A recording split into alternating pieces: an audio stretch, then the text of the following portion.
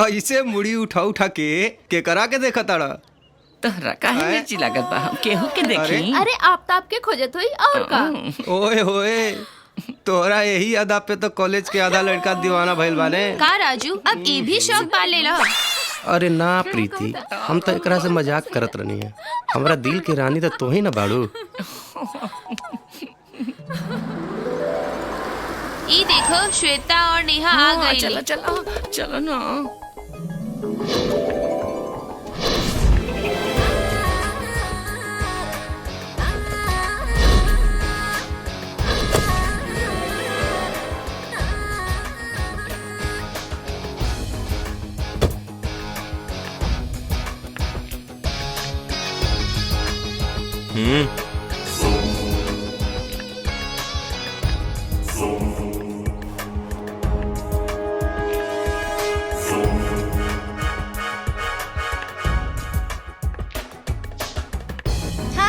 हाय।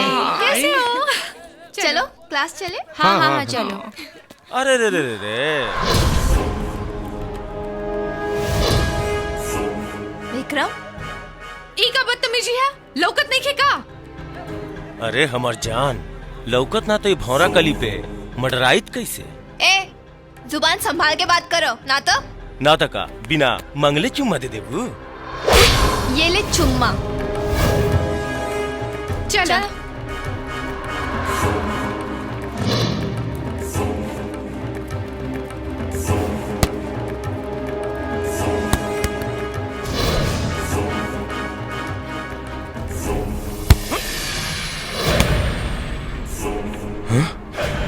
आफ्ताब,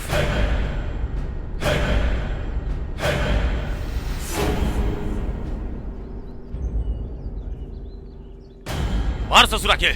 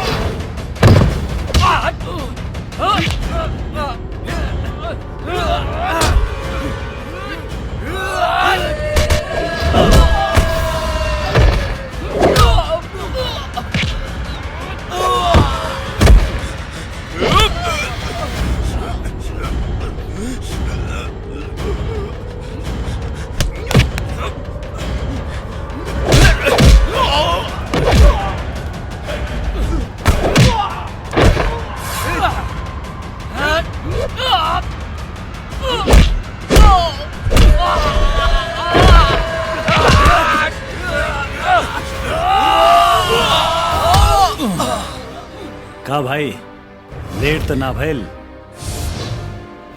हाँ? कितना टाइम पावेलिस भाई हैं?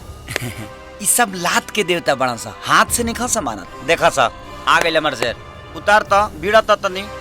हाँ। अब हम देखा तनी फाइट के मजा।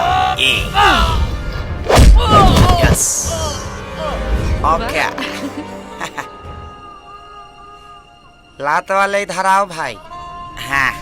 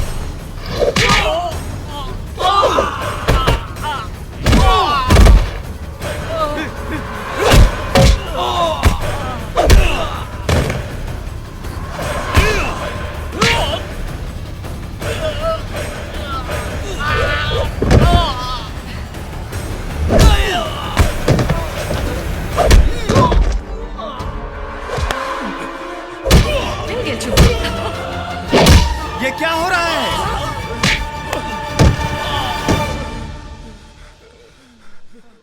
ये कॉलेज है या लड़ाई का मैदान? What are you doing? It is out of discipline. Understand? चलो सब लोग, चलो अपने अपने क्लास में।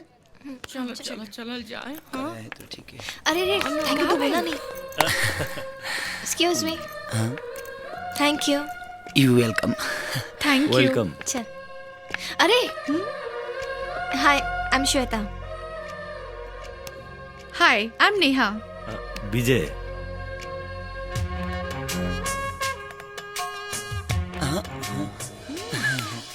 आफ्ताब। Thank you.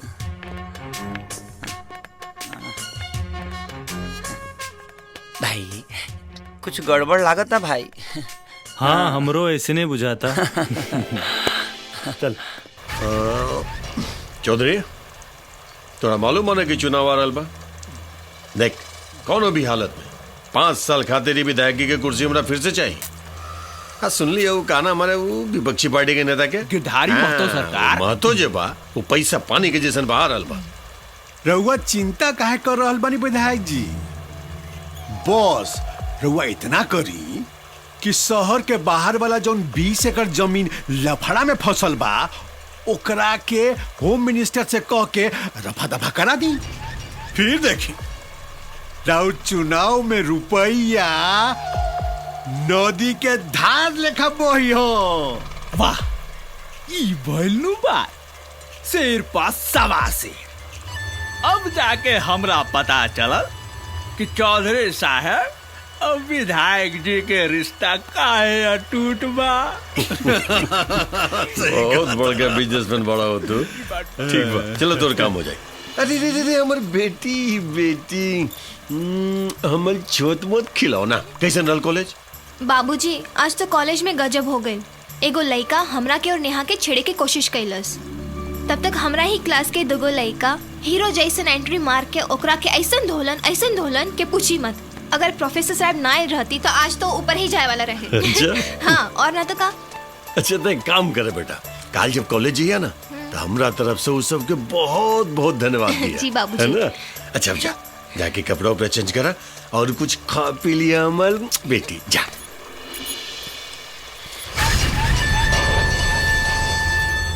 ए पिए। जी सरकार। तनी पता लगाओ तेरे ससुर के बाऊ मरद लौंडा हमरा करेजा के टुकड़ा के हाथ लगावे की कोशिश कैलस। ससुरा होकर हालत में हाथ डाल के ना अतड़ी पचौनी निकाल ले। सरकार रहुआ गुस्सा थूक दी ना, हो गई लोग के काम भर धुलाई बस।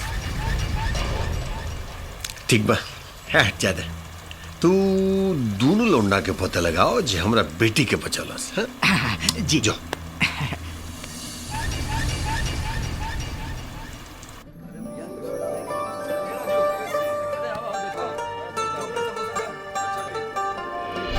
हाय आई एम श्वेता। हाँ ठीक बा, हाँ हम देख ले, तू चिंता मत कर। हाँ चल। अरे बटूक जी ओ का नाम रहोले का के? आफ्ताब। हाँ आफ्ताब आफ्ताब ओकरा बुलौले कि ना? जी बुलौले बानी, औते होई। बाकी सर एगो बात हमरा समझ में ना आइल। का? सर बिटिया के मदद तो आफ्ताब और विजय दोनों मिलके कैले रहले ना, तो आप खाली आफ्ताब के काहे बोलौली? अब इतने तेरा समझ में आ जाए तई विधायकी की कुर्सी पे तू ही ना बैठते।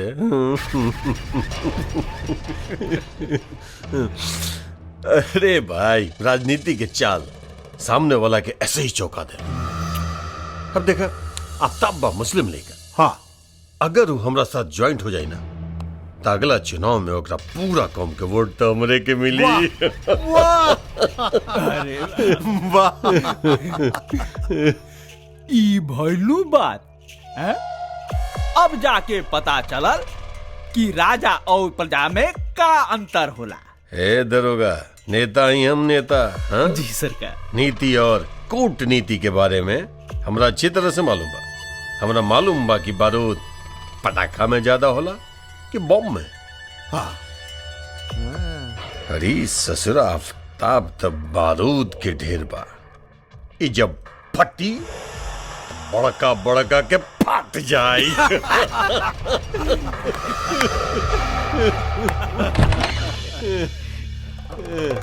सर आफ्ताब आ गई। हाँ आफ्ताब। आओ बैठा। आइए। हाँ नमस्कार नमस्कार, आओ बैठा। हाँ आफ्ताब, हाँ बोला काले बा ठंडा गरम कुछ? जी ना, सब ठीक बा, कुछ ना चाहिए। बड़ा बहादुर लेके बड़ा तू। काल सुननी की हमर बिटिया के बचावे खातिर कॉलेज में बड़ा उठा पटक कैला। जी हमको समझ नहीं ना। श्वेता हमरे बिटिया बाड़ी, हमरा वो बतौलस तोरा बारे में तो हम सोचनी की बुला के एक बार मिल लिया जाओ। हाँ अब तोरा जैसन लड़का पे खास तौर पे हमर निगाह रहेला, एक मन में इतना अच्छा विचार होके। जी धन्यवाद। आफ्ताब अगर हमर माना तो तू हमर पार्टी ज्वाइन कर ला। अब भाई देखा थोड़े जैसे नौजवान के तो पूरा देश को जला। जी पहले पढ़ाई तो पूरा कर ली, ओकरा बाद में सोचब। हाँ बिल्कुल सही बात। ई भइलू बात एकदम ठीक। विधायक जी पहले पढ़ाई फिर कमाई, तबे नु देश आगे जाई। सलाम।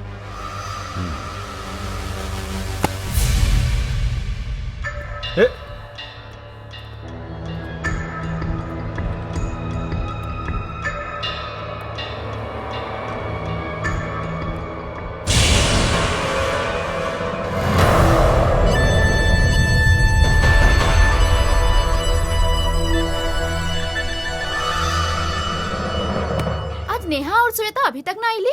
आ जाई है, कोनो कॉलेज बंद हो रहल बा का? और देखा ना हमारा आफ्ताब भी अभी तक आयल ना। तू का हमेशा आफ्ताब आफ्ताब करत रहलू?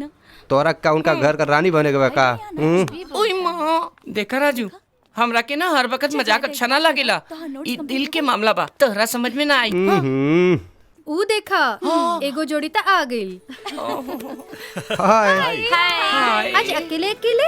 अरे अकेले अकेले का, साथ में नेहा नहीं की देखा। ना ना, हमरा कहे का मतलब ई रहे कि आखिर आफ्ताब बाड़े कहाँ? अरे वो देखा आवता।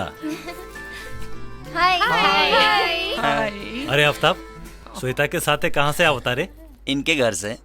का? श्वेता के घर से? ओहो, मतलब मामला सेट। उहे बुझा। अरे वाह वाह वाह का के लबड़ा है? तू तो कम खत्म नहीं खा, चिपका के सटा के खड़ा बड़ा। वाह वाह। किकरा की बनाओ मत रानी, तोहरो नजर बहुत कुछ कहत बा। धत ऐसा कुछ भी नहीं के। तो कैसन बरे तही बताओ जो हमसे से का कहत हलिस कि तोर दिल नेहा पे आ गेल बा। हैं और तू का कतर ले भुला गई ले कि तोर दिल श्वेता ले गेल? अरे तो ऐसा बोला ना लोग, आग दोनों ओरे बराबर लगा। बहुत सही बात। चला चलो चलो।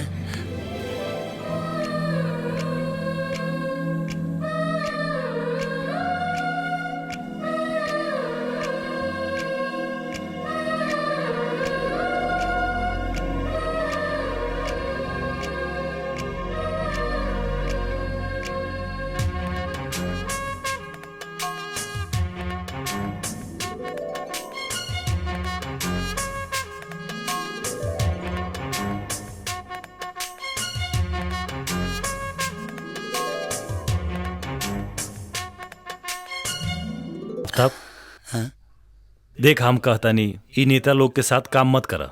काहे?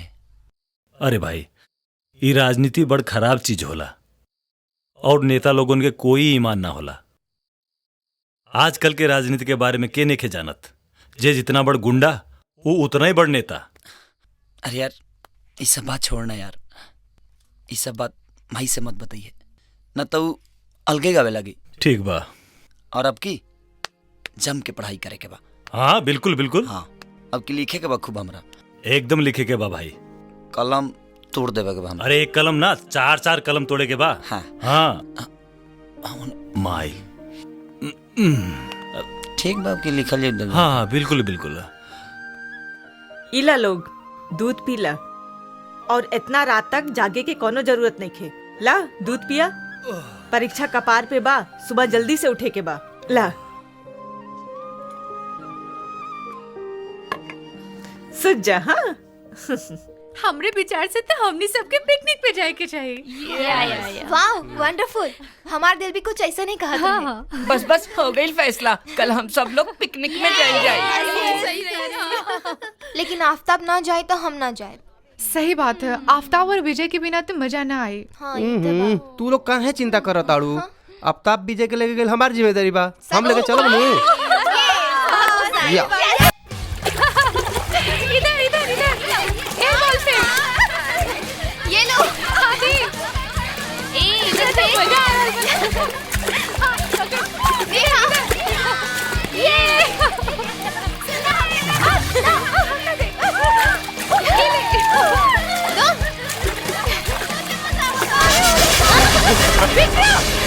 अरे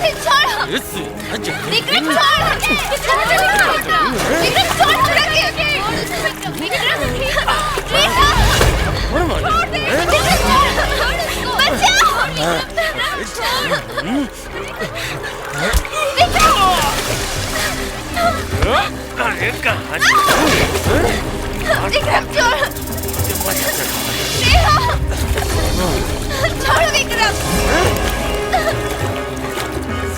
विक्रम छोड़ हमरा के।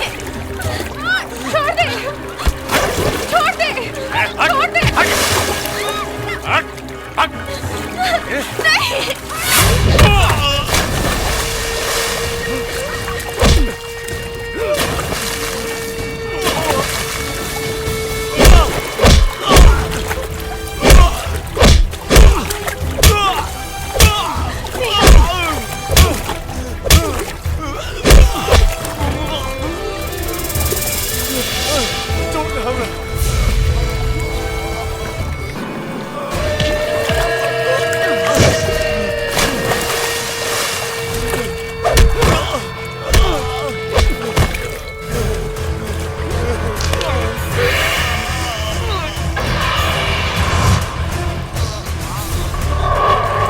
नहीं आफ्ताब छोड़ दे। आफ्ताब छोड़ देना तो मर जाई।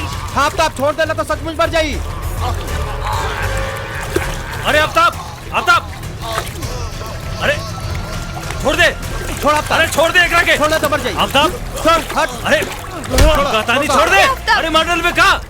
हाँ ठीक है, अगर श्वेता के तरफ केहू भी आंख उठा के देखी तो मार अपना सीधे फाड़ दे।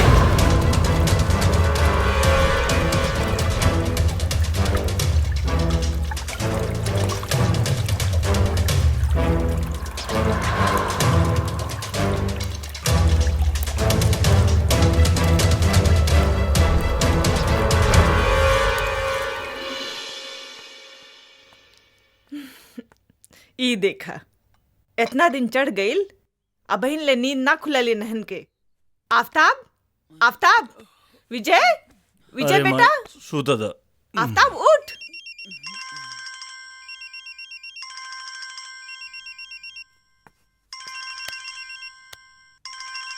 अरे ई तो कोनो लइकियन के फोन बा।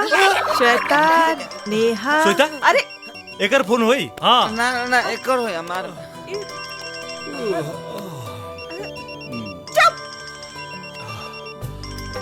चुपचाप उठ के चाय पी ला लोग और नहा धो के तैयार हो जा। परीक्षा खत्म हो गई तो एकर मतलब ई ना कि आवारागर्दी शुरू कर दे लोग।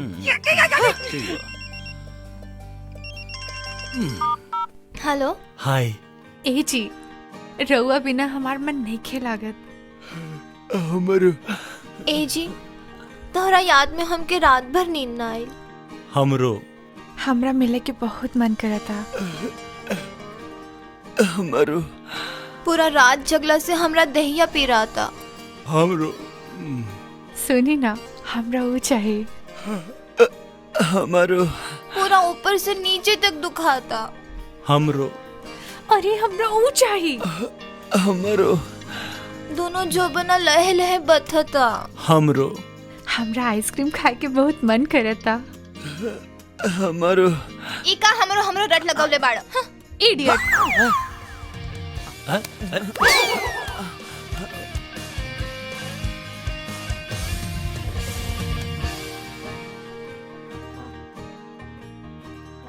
का कहले रे हमरे वाली से?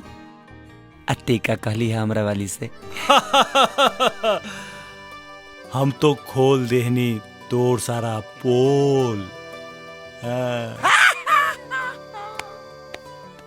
हम खोल देनी है तोरा वाली से तोर पोल।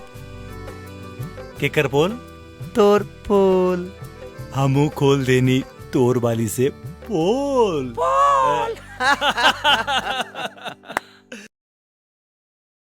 देखा बेटा, तोहार बाबूजी पुलिस ऑफिसर रहन और उनकर सपना रहे कि तू पढ़ लिख के उनका नियन पुलिस ऑफिसर बना। यही से हम चाहतानी कि तू कोनो ऐसन काम करा कि उनकर सपना साकार हो जाए। अरे माई ऐसे नहीं होई, हम पूरा कोशिश करब कि बाबूजी के सपना पर खरा उतरी। बाकी माई तू आज तक हमरा के इना बतौलो है कि आखिर बाबूजी के मौत कैसे भइल। हम तोहरा के मना कैले रहली ना, तू अपना बाबूजी के मौत के बारे में कुछ ना पूछबा। जब उचित समय होखी तब हम खुद ही बताई। ठीक बा माई, गलती हो गई, माफ कर दा, अब से ना पूछब। बाकी माई आफ्ताब के बारे में तोरा से एगो बात पूछे के रहे। का बात बेटा, बोला। वो आफ्ताब नेता भानु प्रताप से मिलल रहे और ओकरा साथे काम करे के कहत रहे। का? ना, ऐसा ना हो सकेला। हमारा आफ्ताब ऐसा कोनो काम ना करी। वो कोनो नेता वेता के साथ काम ना करी। हम ओकरा के मना करब, वो कोनो नेता वेता के साथ काम ना करी। अरे आफ्ताब बेटा, वो दिन तारी पर्स छूट गेल रहे जा। ला जी घरे गए नहीं, देखनी तो ना रहे। वो कहावत बाना कि बाप बड़ा न भैया, सबसे बड़ा रुपैया। रुपैया तोरे खातिर बा। हाँ हाँ ले ला ले ला। अरे रखा मर्दे, काम जब से मर्जी है तब से कल जाए। हाँ देखा आफ्ताब बेटा, आदमी जब हाथी पे सवार हो जाला ना तो ओकरा साथ चले वाला के कद अपने आप छोट हो जाला। बुझल? है बटू? जी हुजूर। अरे तनिक इनका पार्टी के सब आदमियों से मिला दिया भाई, ताकि सबके साथ आफ्ताब घुल मिल जाए। हाँ हुजूर। हे दरोगा। जी सरकार। ध्यान रखिए। हाँ अपन बच्चा वा कौनो कष्ट न के चाहिए एकरा। हाँ जी सरकार। ई भइलू बात राव राधे सर आंखों पर सरकार। हाँ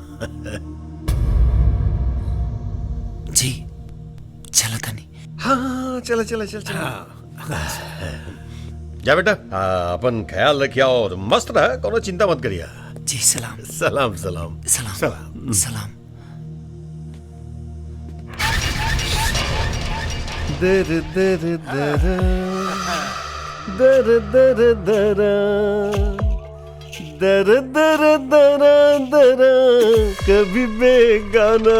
सरकार मान गई नहीं रान पार की नजर के लइका काम के बा। अरे दरोगा, तबे तो तू दरोगा बाड़े और हम विधायक बनी। वो तो बोले बस। बिल्कुल सही बात।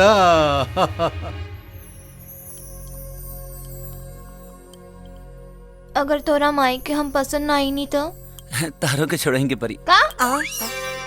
बात तो सुना, अपने माही के नाराज करके कौनो काम नहीं की कर सकत, और यो सच बा कि तोहरा के भी नाराज नहीं की देख सकत। सच में? हम तोहरा खाते अपने माई के गोड़ पर नाक तब तक रगड़ब जब तक ले तो के स्वीकार न कर लिए। मतलब हम तोरा सच में पसंद बानी? हाँ I love you. I love you too. वापस कर दे जाके ये पैसा, और खबरदार कोनो नेता वेता के साथ काम करे की कोशिश कैला तो। लेकिन माई हमरा समझ में नहीं आवत कि आखिर में बुराई का बा। बुराई और अच्छाई के तर्क हमरा साथे करे की जरूरत नहीं खे। एक बार कह देनी कि नेता के संगे काम नहीं खे करे के तो बस नहीं खे करे के। ठीक बा माई, अगर तोरा पसंद नहीं है ना तो हम ओकर पैसा लौटा दे। और एक बात के ख्याल रखिया, जौना दिन हमरा के पता चलल कि तू हमरा से छुपा के कोनो ऐसन वैसन काम करत तारा, ओ दिन से हमार तोहर रिश्ता खत्म। ऐसे मत बोलो, हम ऐसा कौनो काम ना करब जौना से तोहरा और विजय के दिल के ठेस पहुंचे।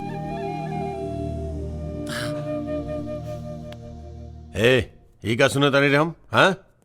रउआ एकदम ठीक सुनता नहीं सरकार। वो अब तबो अब रउआ साथे काम ना करी। हाई देखी राउर पैसा लौटा देलस।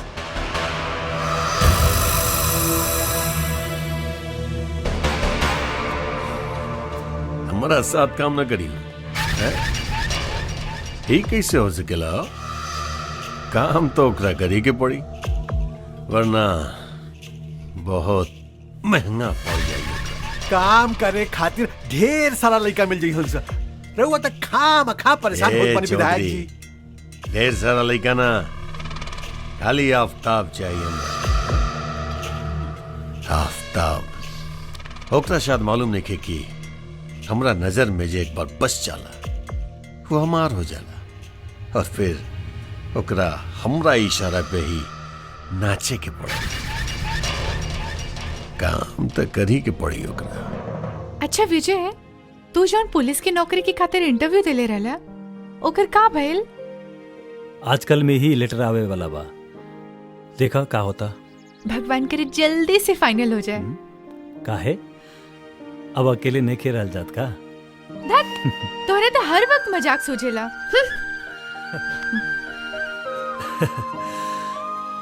अरे हमार जान, नाराज काहे होत बाड़ू? सच तो ई बाकी अब हमरा से भी अकेले नहीं खेल रहल जात। जा, हम तेरे से बात ना करो। खैर ये सब छोड़ा, एगो बात जाना तारू? का? आफ्ताब श्वेता के बाबूजी से मिलल रहे, और श्वेता के बाबूजी आफ्ताब के आपन साथे काम करके कहत रहले। आफ्ताब तो रेडी हो गल रहले, लेकिन माए अपना कसम दिला के कहली कि कोनो नेता वोता के साथ काम करे के जरूरत नहीं खे। तो ठीक तो कहली माई, आजकल के नेता सन के नहीं खे जानत। ये बात तो हमू आफ्ताब के समझोले रही, पर पता ना वो काहे काम करे खातिर तैयार हो गई। लेकिन एगो बात हमरा समझ में नहीं खे आवत कि नेता के नाम सुन के माई काहे इतना नफरत करेले, और जो न दिन माई के मालूम पड़ी कि आफ्ताब नेता के लड़की से प्यार करेला, तो वो दिन जाने का होई। ये बात तो बा। खैर ये सब छोड़, हमरा के आइसक्रीम खाए के मन करता। का आइसक्रीम खाए के मन करता? हाँ, अभी आइसक्रीम खाए के बाटे। आइसक्रीम खाए के मन करता। आफ्ताब बेटा, अरे भैया मी का सुन रल बानी कि तू हमरा साथ काम नहीं के करे के चाहत। हाँ ठीक बा ठीक बा, अरे ठीक बा भैया, काम नहीं के करे के चाहते ही में कोनो जबरदस्ती थोड़े बा, लेकिन अब एक दूसरा से मिलना जुलना छोड़ल ये ठीक नहीं के बेटा। देखी मिले में कौनो दिक्कत नहीं है, बात ऐसन बा कि हम अपने माई के खिलाफ कौनो काम नहीं कर सकत। माई? हाँ बेटा, अपन माई के इच्छा के पूरा कैल ही ता असल बेटा के फर्ज होला। अच्छा बा अच्छा बा अच्छा बा। साहब राव लेटर। काम करे बेटा, कल हमनी के एक पार्टी बा, आजा तू मिले जुले खातिर। जी ठीक बा, हम जरूर आ जाब। जी प्रणाम। एजा साइन कर दी।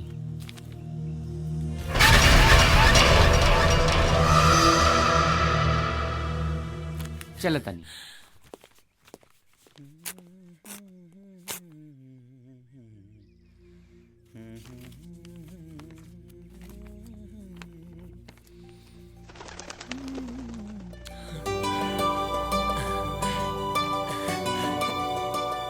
माई माई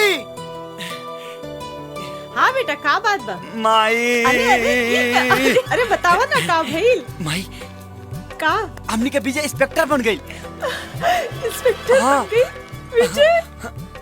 ये देख देख माई, हमनी के विजय अब इंस्पेक्टर बन गई। हाँ विजय का बात है भाई, बहुत खुश दिख रहा बड़ा लोग। ला खुदे देख ला।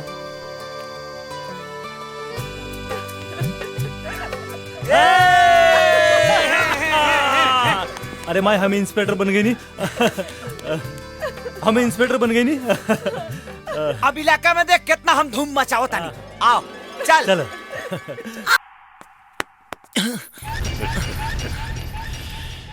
ठीक रहली ना, मजा आयल? हाँ?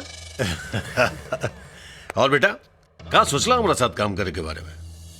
जी हम अपने माई के खुशी खातिर कुछ भी कर सकत नहीं, ओकरा खिलाफ नहीं की जा सकत।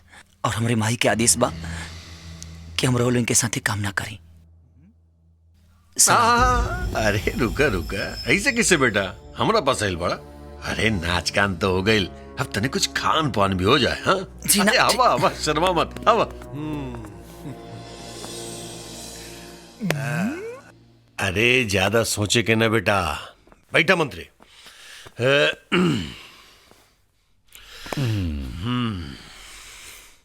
हाँ अच्छा बेटा ये बतावा कि तू विधायक जी के साथ काम करे से काहे मना कर देला?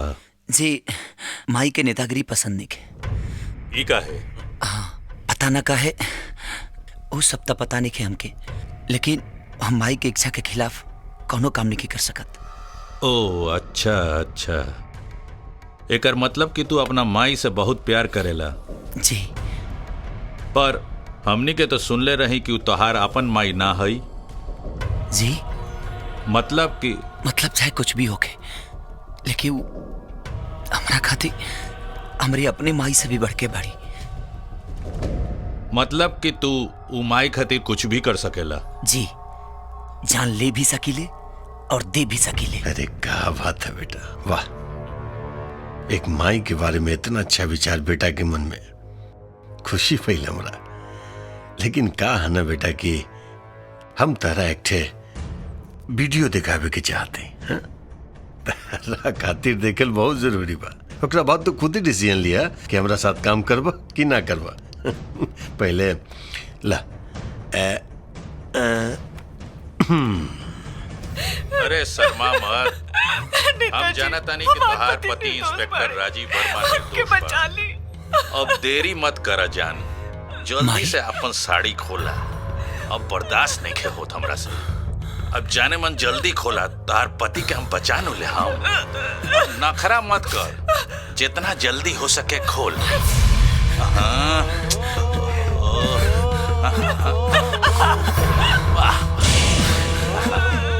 आगे आगे माई फिर नखरा करे लगलू। अरे जल्दी खोल। देखा कौन देनी के तहार पति के हम बचा ले। हम बस ऐसा ही करो जैसा हम कहत नहीं, ठीक नो? हाँ बोला ना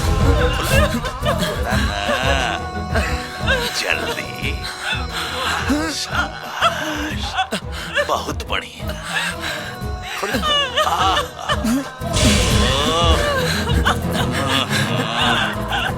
और नीचे वाला। अरे बेटा बैठा बैठा, एकरा तोड़ला से का होई, बहुत सीढ़ी में हमरा लगे। हाँ? आराम से कहो मंत्री। और जाना तड़ा में आवाज के करबा, वो आवाज हमार ह। मंत्री शांत हो जा आफ्ताब, शांत हो जा। अगर तू चाहताड़ा कि सीडी के किस्सा हमनिए के 3 आदमी भिरी रहो, तो जौन हमनी के कहतनी उहे तू कर, ना तो कल पूरा बाजार में एकर कॉपी फैल जाई और फिर पूरा दुनिया देखी सीडी के। आगे तू खुद समझदार बड़ा, तू का करल चाहबा। और हाँ बेटा, ये तेवर जौन बा तोहार जे हमनी के लगे दिखौला ये तनिक हमनी के साथ काम करे में दिखौता ना तो तारो भी फायदा होइत और हमरो फायदा हो जाए। आराम से ठंडा दिमाग से जाके घरे सोच के ओकरा बाद आके जवाब दिया। जा बेटा आराम से सोचिए, जा।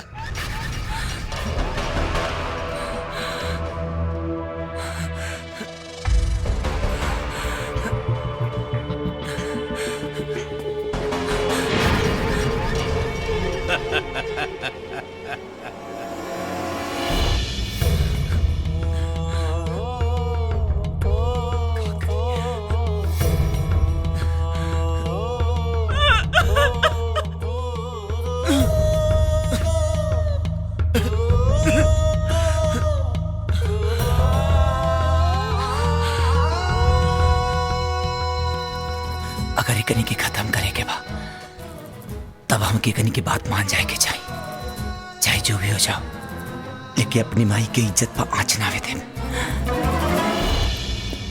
अरे बेटा टाइम से खाना खा ली हल करी है, अपन ख्याल रखिए।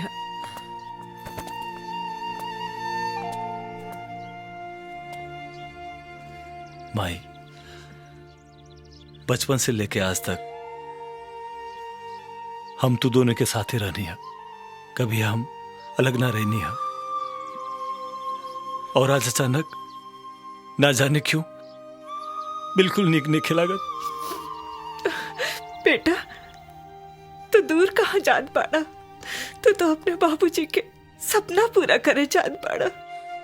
आफ्ताब के और हमार चिंता ना कर, दिल छोटा ना करा बेटा, उदास मत होगा। और बेटा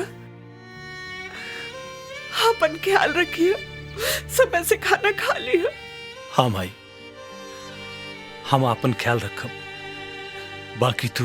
अरे बाकी तू छोड़ा, बाकी तो माई के ख्याल रखेगा ती हम मानी ना। हाँ तू यह तो देखिए हम माई के कितना ऐश्वर्य में रखब। हाँ माई, आफ्ताब के ख्याल रखिए। अरे यार, अरे तू लोग तो ऐसे रोता रहा जैसे लागत था कि तू बेटी विदा करता है। चला विजय, आवा। प्रणाम माई। खुश रह, अपन ख्याल रखिए। हाँ माई, तू ख्याल रखिए।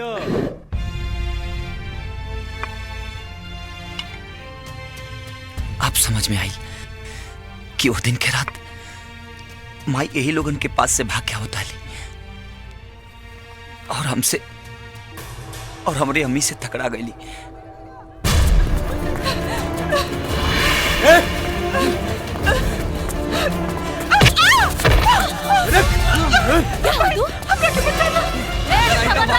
आगे मत बढ़िए, नहीं तो मार दे। आगे मत बढ़िए, हट जा, नहीं तो मार दे। हट जा।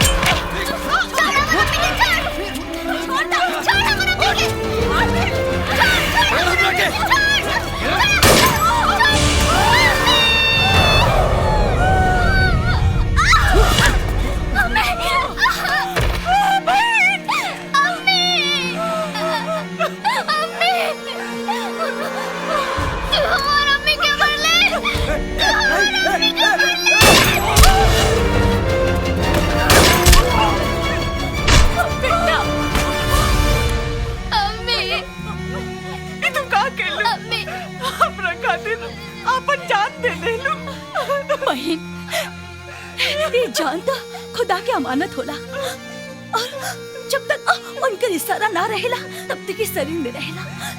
जहाँ उनका इशारा होला ये शरीर छोड़ के रुखसत हो जाला। बहन लेकिन लेकिन के टाइम नहीं के बहन।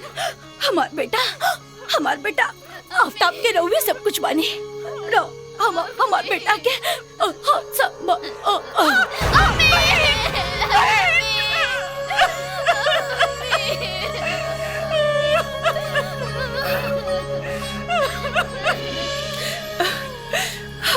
आवा बेटा, बैठा। बेटा ये विजय है, हमार बेटा और तुहार भाई। हाथ से तू हमार दूसर का बेटा बड़ा बेटा, जैसन विजय वैसन तू। हाँ, लेकिन विजय से ज्यादा तू हमरे दिल के करीब रहबा। बेटा एक बात याद रखिए, ये सब बात विजय के कबो न बताइए। हाँ, और तू भी ये सब भूल जा बेटा, भूल जा।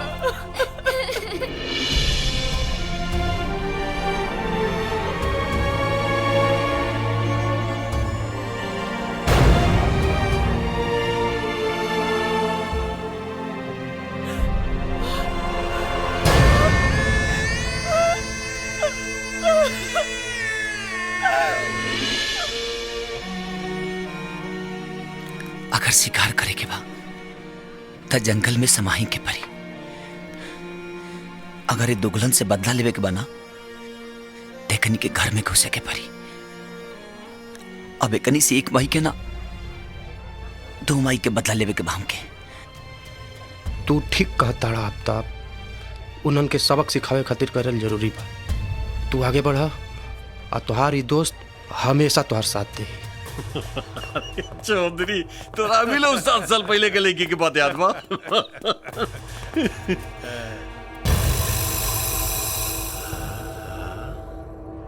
आफ्ताब, माई के लाल, कैसे कैसे? अच्छा छोड़ो, जैसे जैसे भी हिला। बैठा बैठा बैठा बैठा बैठा। विधायक जी, हम यहाँ बैठे खाते नहीं आई। कुछ बोले के चाहता है? बोला ना। हम रोलों के संगे काम करे खातिर तैयार बानी। तू हमरा साथ काम चौधरी जी हमरा साथ काम करी। लेकिन हमारी को शर्त बा। बोलो शर्त कहा। हमरी माई और हमरे भाई के पता ना चले की चाहिए कि हम रोलों के संगे काम करता नहीं। ही बात बा। हाँ, तई में फिकर करके का बात बा भाई, पता ना चले केकरो, कानो कान खबर ना होई। हाँ चौधरी जी। जी विधायक जी। एक काम करा जी। काल से आफ्ताब तहरा कंपनी में काम करके हमरा काम के अंजाम दी, बुझला? जी जी, हम कुछ समझनी ना। अरे मैं समझे बुझे के क्या बात है यार। ही तरह साथ काम करी थे लोग के थोड़े पता चले कि हमारा आदमी है, बुझला? काल से तरह कंस्ट्रक्शन कंपनी में काम करी। हाँ हाँ जी जी, बिल्कुल समझ गई नहीं, बिल्कुल समझ गई नहीं विधायक जी। हाँ तो आफ्ताब बेटा, वो हमार पीए जे बटुक बा ओकरा से कल मिल लिया। वो तरह सब चीज समझा दी, कब का कैसे कैसे करे के बा, है ना? जी ठीक बा, चला तानी। सलाम सलाम सलाम सलाम। चौधरी वो बात मालूम है ना कि वो रेगिस्तान के वो जो जहाज होला ऊंट, वो भी जब ऊंचा पहाड़ के नीचे आवेला ना तो करकत भी एकदम भेड़ बकरी जैसन हो जाला जैसन। विधायक जी, जूता गोड़ में आ कुत्ता जोन बा उ गोड़ के आसपास ही शोभा देवेला।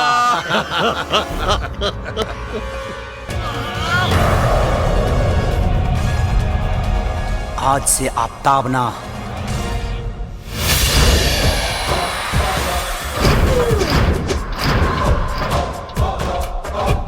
अब्बू।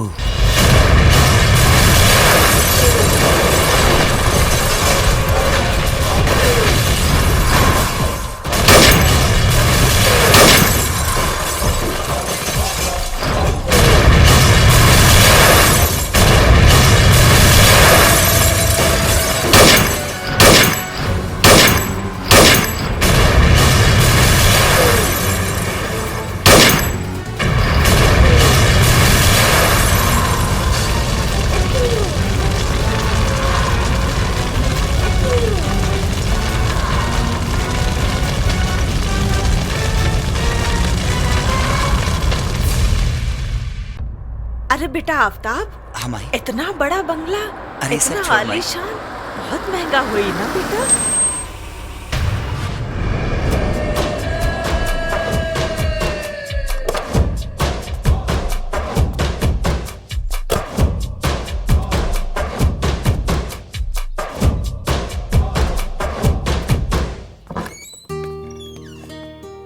सलाम साहब। सलाम मालकिन।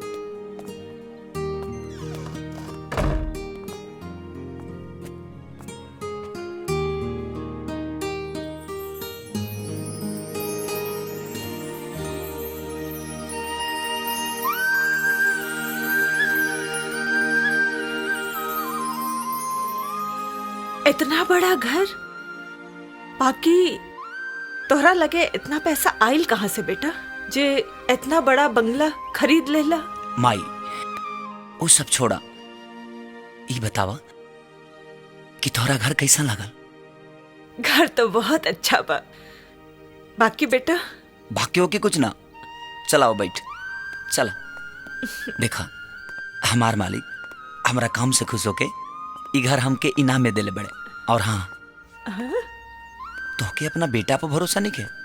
हाँ चला बैठा।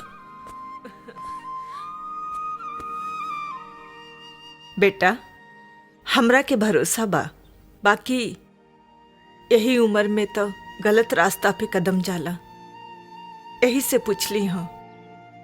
कौनो गलत सलत काम तो नहीं खे करत बाड़ा ना?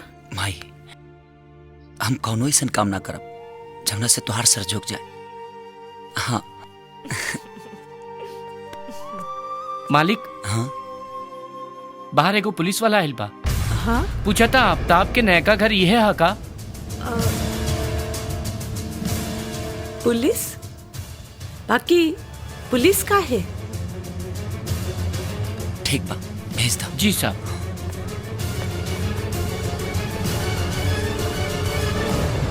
अरे माई विजय। और भाई वाह, खुश रहा बेटा। अरे यार तू तो हमारे के डरवाइए दिला एकदम से। काहे कौनो मर्डर कैले बड़े का? अरे ना यार, ऐसा कौनो बात नहीं है ना। घर में पुलिस वाला देख के ता केहू भी डेरा जाला। अच्छा ये बता, ये सब हुलिया माई? हाँ अरे विजय बात ऐसा बना, बिल्डर लाइन में ये सब हुलिया बनावे के पड़ेला, कंपटीशन के जमाना बा, बुझाइल। और माई देखा अपन विजय वर्दी में कितना खूबसूरत लागता। हाँ बेटा, आज तो हर बाबूजी रहतन तब फूला ना समझतन तारा के देख के। माई एक तब विजय कितना दिन बाद घर आइल बा और तू ओकर स्वागत आंसू से करत तारू। हाँ अरे पगला, ये खुशी के आंसू बा जौन आशीर्वाद बन के हमरा आंख से बह रहल बा। चला विजय आओ तो। हाँ बेटा।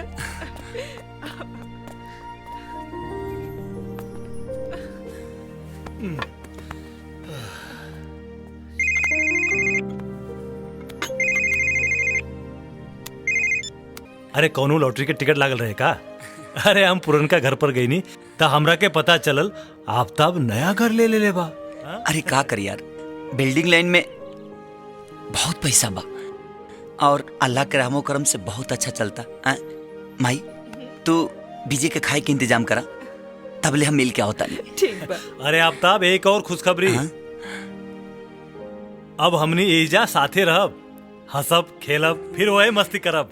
काहे कि हमार पहिल का पोस्टिंग यही शहर में भइल बा।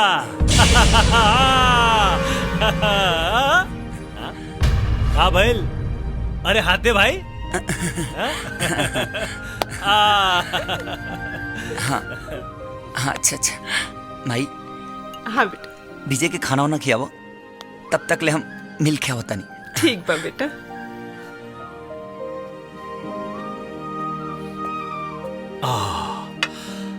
माई जल्दी से हमरा के खाना खिया दे, हमरा बहुत भूख लागता। हमरा डीआईजी साहब से मिले के जाए के बा। हाँ बेटा, अभी हम तोहरा खातिर बेसन के हलवा बनावता। ठीक है माई। तोहार मन पसंद।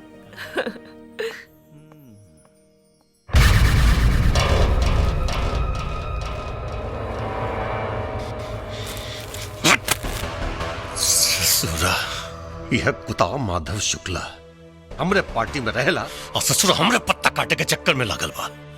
हमार टिकट यापन बेटा बबलू शुक्ला के देवे के चक्कर में बा। हाँ? इतना जान ले आफ्ताब, अगर ये टिकट एकरा बेटा के मिल गई ना तो समझ ले कि हमार कुर्सी गई बड़ा बूट ला दे। हाँ? और आज बड़ा संजोग से वो अपन पार्टी के काम से यही शहर में आइल बा। उसका नाम हाँ नटराज होटल में ठहरल। बस बारात निकाल दे ससुरा के। बारात तो निकली विधायक जी, लेकिन दुल्हा टोली पर ना अर्थी बजाई। आफ्ताब बस तू हमर काम कर दे। देख बेटा 5 साल अगर और हमर कुर्सी रह गई तो समझ ले पूरा शहर के नक्शा बदल जाए। अभी जो बहुत काम करे के बात हो रहा। जा। सलाम सलाम सलाम सलाम।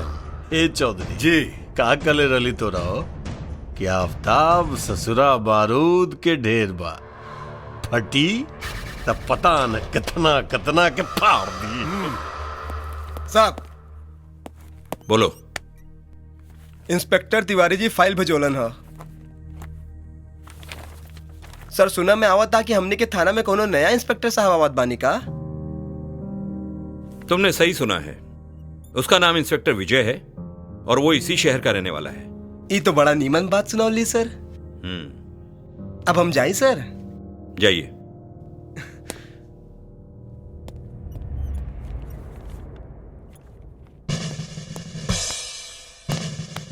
Good morning sir, I am inspector Vijay.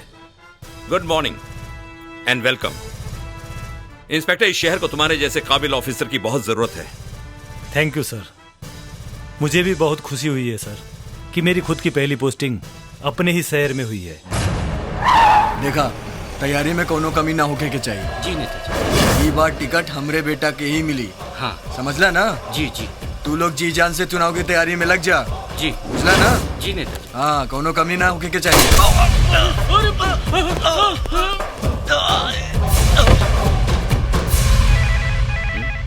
Excuse me. Hello. जय हिंद सर। हाँ बोलो तिवारी। सर अभी अभी पता चला है कि नटराज होटल के सामने एमपी माधव शुक्ला जी का कौन हत्या कर दिया है। क्या? जी सर। ठीक है, तुम फौरन वहां पहुंचो। मैं इंस्पेक्टर विजय को भी वहां भेजता हूं। जी सर। जय हिंद सर। जय हिंद।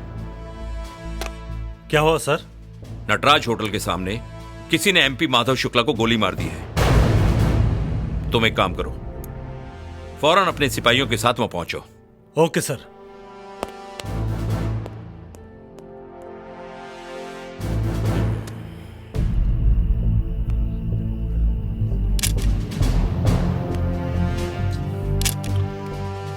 रामलाल जी सर। नेताजी तो निकल गई ले। वो तो देखा बस सर। ला सारो आ गई लन।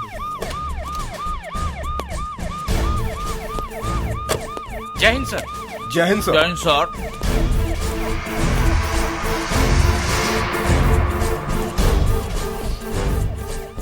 कुछ पता चलल? ना सर। सरेआम केहू गोली मार के चल दियलस और केहू के पता ना चलल?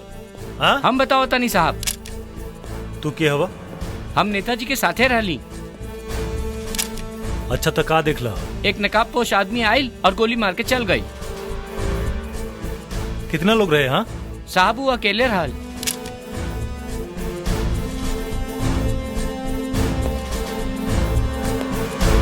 विजय हुआ क्या था? सर अभी तक कोई ठोस सबूत नहीं मिला है, लेकिन वहाँ के स्थानीय लोगों से मालूम पड़ा है ये सब के पीछे नकाबपोश था। इसका मतलब है कि इस वारदात को भी अंजाम अब्बू ने दिया है। जी सर। एक्सक्यूज मी सर, वन क्वेश्चन। क्या शहर में खून खराबा इसी तरीके से होता रहेगा? ऐसा कुछ भी नहीं है। कुछ लोग इसके पीछे हैं और हम ये वादा करते हैं कि उनकी मंशा को कभी पूरा नहीं होने देंगे। हमारा डिपार्टमेंट इस सब के पीछे बड़े सक्रिय रूप से काम कर रहा है और बहुत जल्द हम गुनहगार को सामने लेकर आएंगे। शहर में दिन दहाड़े गोलियां चल रही है। सर शहर की इस हालत का जिम्मेदार कौन है? पुलिस आखिर कर क्या रही है बताएंगे आप लोग हाथ पर हाथ धरे बैठे हैं और गुंडे मनमानी कर रहे हैं। मैं आपके माध्यम से इस शहर की जनता को यह विश्वास दिलाना चाहता हूँ कि पुलिस डिपार्टमेंट के रहते हुए वो असुरक्षित बिल्कुल महसूस ना करे। लेकिन सर इसके पीछे किसका हाथ है? आखिर कौन है वो लोग जो ये सब आतंक फैला रहे हैं? चंद लोग हैं जो अपने स्वार्थ और बदले की भावना को अपना रंग देना चाहते हैं, लेकिन मैं आपसे वादा करता हूँ कि बहुत जल्द गुनहगार को आपके सामने लेकर आऊंगा। लेकिन सर नो मोर क्वेश्चंस प्लीज। आप लोग जा सकते हैं। Okay, thank you. Inspector Vijay. Yes sir. जो होगा देखा जाएगा। मैं ऊपर मिनिस्ट्री में बात करूंगा। I want crime free Bihar. तुमसे जो हो सके करो, हो सके तो सारे गुंडों को अंदर कर डालो, अगर जरूरत पड़े एनकाउंटर कर डालो। ओके सर।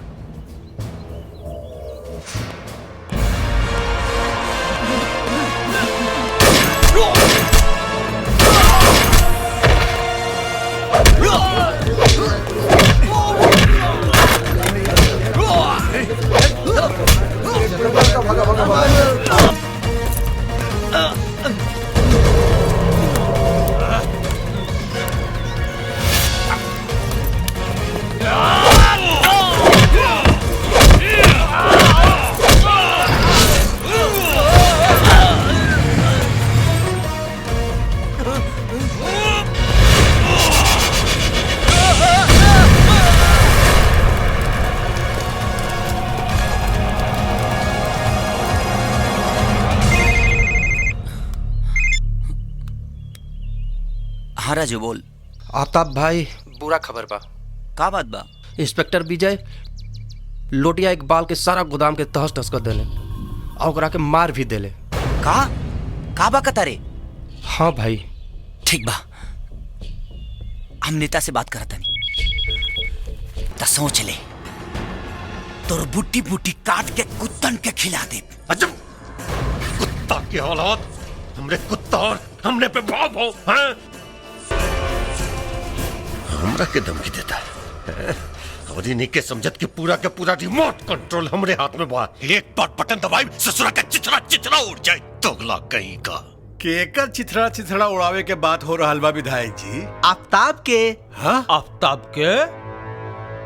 हाँ, उस सर के फोन पर शायद कुछ गलत बात कह देले बा। ऐसन का कह देले? औकात भुला गिर बा ससुरा।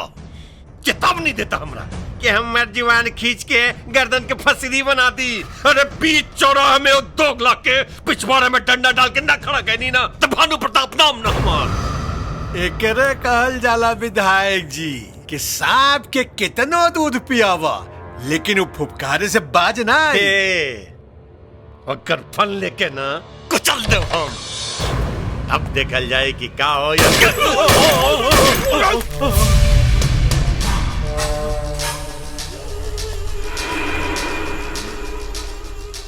सरक के लधोती, देखिए कहीं पेशाब ना उतर जाओ। विधायक चाहती ना तो ये गोली तोरा खोपड़ी में भी डाल सकत नहीं है, लेकिन आ तोरा जिंदगी के फिल्म अभी बहुत बाकी बा और तोहरा से पुराना हिसाब भी तो लेवे के बा। हाँ। और एगो काम ते गलत कैले बड़े, ते गलती से कुत्ता के जगह पे शेर पाल ले बड़ी।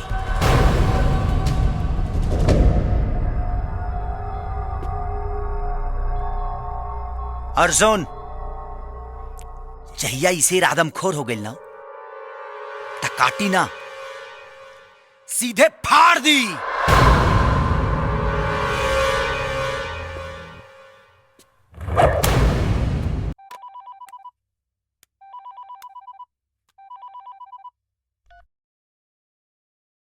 बोला भानु प्रताप। मंत्री जी, ये आफ्ताब ससुरा बहुत फड़फड़ाए लागल बा, चोंच मारे लागल बा ससुरा। चिंता करे के कोनो बात नहीं है भानु प्रताप।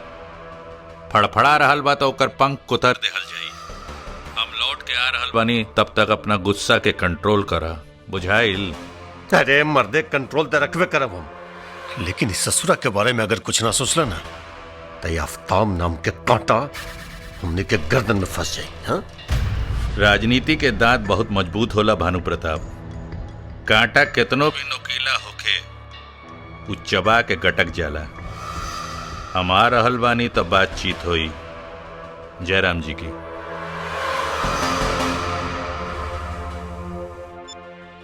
वेल डन विजय, वेल डन। तुमने बहुत अच्छा काम किया है और पूरे पुलिस डिपार्टमेंट को तुम्हारे ऊपर फक्र है और मुझे उम्मीद है कि आगे भी अच्छा काम करके तुम पुलिस डिपार्टमेंट का नाम रोशन करते रहोगे। थैंक यू सर। पापा, शहर में हर पुलिस वाला अगर विजय की तरह हो जाए तो शहर में गुंडों का जीना मुश्किल हो जाएगा। नेहा बिल्कुल ठीक कह रही है। सर, मैं इस उम्मीद को कभी टूटने नहीं दूंगा। विजय, मैं भी यही चाहूंगा। पापा, मैं अभी आई। अच्छा सर, चलता हूँ।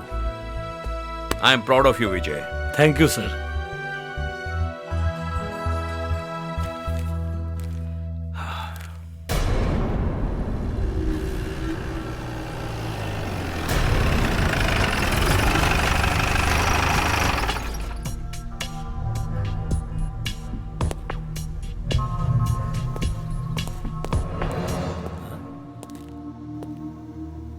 अरे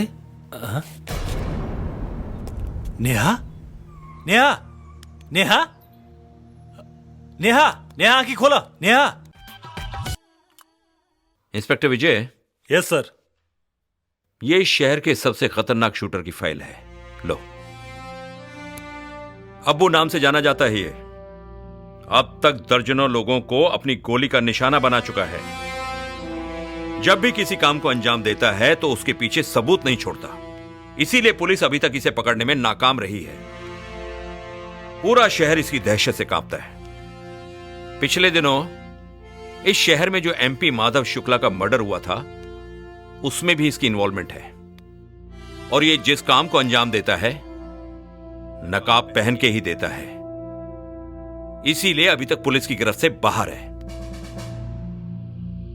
इस नकाब के पीछे आखिर कौन हो सकता है सर? यह पता लगाना ही तो पुलिस का काम है। लेकिन इतना अनुमान लगाया गया है कि इसका ताल्लुक कहीं ना कहीं विधायक भानु प्रताप से है, क्योंकि अभी तक जितने लोगों को इसने मारा है उनकी दुश्मनी विधायक भानु प्रताप से ही रही है। सर, कहीं ऐसा तो नहीं कि ये विधायक भानु प्रताप के लिए काम करता हो सकता है। अपराधी चाहे जितना भी बड़ा हो, लेकिन एक ना एक दिन उसे कानून के गिरफ्त में जरूर आना पड़ता है। यह भी आएगा सर, जरूर आएगा। मैं आपसे वादा करता हूं, बहुत जल्दी मैं इसको बेनकाब करके आपके सामने लाऊंगा। Go for it. Thank you सर।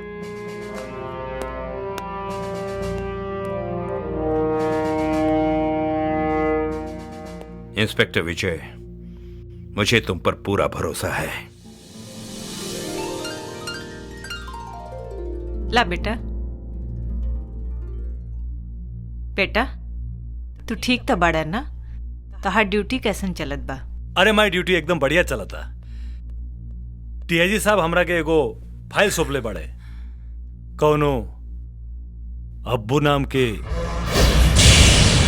एगो खतरनाक अपराधी बा जे पूरा शहर के नाक में दम कर देले बा। बस ओकरे बारे में सोचत रही कि वो के हो सकेला। और हाँ माई, आश्चर्य की बात ई बा कि आज तक पुलिस रिकॉर्ड में ओकर असली चेहरा ही नहीं खे। काहे? काहे कि वो जितना भी मर्डर कैले बा नकाब लगा के कैले बा। वही से पुलिस रिकॉर्ड में जोन ओकर फोटो बा वो भी नकाब में बा।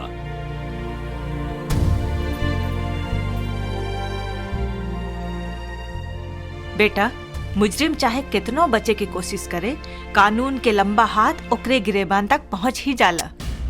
कहा विजय, कहा तो पुलिस और कानून के बात में माई का झुरा के रख ले बड़ा। हाँ, कोनो दोसर बात करा ना। माई तू जा खाना पीना के इंतजाम करा। काहे से कि पुलिस वाला लोग के कामे उबा। पुलिस, दरोगा, कानून, हवालात, कोर्ट कचहरी, दुका दुका बात करके खाली तोहरा का जुराई है। तू जा खाना तैयारी करा। कहा तारा, ये ऐसा ही हमरा के बात में अजुरा दे और हमार सब कामा काज हो जाई। हाँ, जा जल्दी। राजू, अगर विजय के पता चल गई तू आफ्ताब के साथ मिलके ई सब कर रहल बड़ा, तब फिर का होई तू ही जाना। प्रीति, जैसे विजय हमार दोस्त बाड़े वैसे आफ्ताब भी हमार दोस्त बाड़े, और आफ्ताब के हम कभी ना छोड़ सकीला। कहे कि पर्दा के पीछे को जो सच्चाई बा हम जानता नहीं। विधायक जी, भला एकरा से बढ़िया का होखी क्या हमनी के अपन दोस्ती के रिश्तेदारी में बदल दिहल जाओ। आज श्वेता बिटिया जैसन बढ़िया बहू भला कौन माई बाप के स्वीकार ना होखी है? मतलब आपके रिश्ता मंजूर बा? अरे बिल्कुल भाई बिल्कुल। विक्रम हमरो बहुत पसंद बा।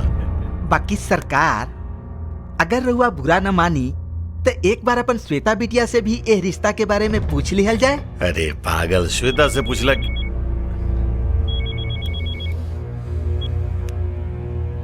हाँ बोल। गड़बड़ हो गया सर। ब्याजी साहब आफ्ताब के फाइल विजय बाबू के हाथ में दे दिला बानी। रउआ तो जानते बानी विजय बाबू के आजकल के करना में कबो कुछ हो सकेला सर। यही से हम सोचने कि ई खबर रउआ कान में फूंक दी। ठीक कहले तू दरोगा, लेकिन तू चिंता मत कर, हम सब संभाल लेब। हाँ, जैसन सरकार के इच्छा। अरे बेटी, ला बेटी हमारा ही हो गई ना। अरे बेटा, अभी हम तारे चर्चा करत रहनी। हाँ, लाइन कैसे मिला? ये हुए विक्रम चौधरी जी के बेटा। अरे तारे कॉलेज में पढ़ले हुए हो। अच्छा से पहचानत बानी इनकरा के। अच्छा, ये तो और भी अच्छा बात बा कि तू लोग एक दूसरा के जाने ला। वो कहा ना बेटा कि तार बियाह हम विक्रम के संगे तय कर ले। का शादी और इनकरा से? अरे तीन इतना चौके के क्या बात है? देखा बेटा, एक न एक दिन तहर बेटी की शादी ब्याह करी के पड़ेला। हाँ? और वैसे भी तहार माई नहीं की था, ई जिम्मेदारी तमरा के लिए निभावे के पड़ेगी। कहो चौधरी। हाँ कहे ना। बाबूजी, हम इनकरा से शादी ना कर सके। काहे से कि हम आफ्ताब से प्यार करीला। श्वेता, आफ्ताब हम रउआ के बतावे ही वाला रहे कि कुछ बतावे की जरूरत नहीं है। हम चौधरी साहब के जवान दे दिले बनी। तोहार ब्याह जब भी होई विक्रम से ही होई। आफ्ताब ससुरा औकात का बहु, आफ्ताब के जबान प्रताप के दमाद बनी ससुरा। आफ्ताब के औकात रउआ विक्रम के औकात से बहुत ज्यादा बा बाबूजी। काहे कि एक बार ना कई बार हमरा इज्जत पे हाथ डाले के कोशिश कैले रहे, और हर बार आफ्ताब हमरा के बचौले रहे। इसे हम जब भी शादी करब आफ्ताब से ही करब।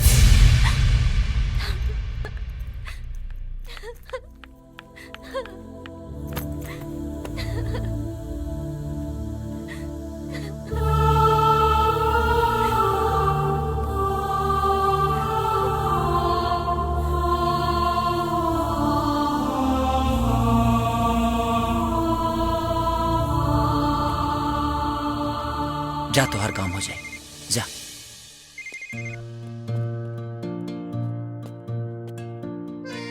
हाँ श्वेता बोला। हम तोहरा से मिले के चाहता नहीं अभी। लेकिन तू इतने घबराइल काहे बाड़ू? हम मिलब तब बताए। ठीक बा बाबा, तू एगो काम करा, रात के नौका फार्म हाउस पे आ जी। ठीक बा, बाय, लव यू।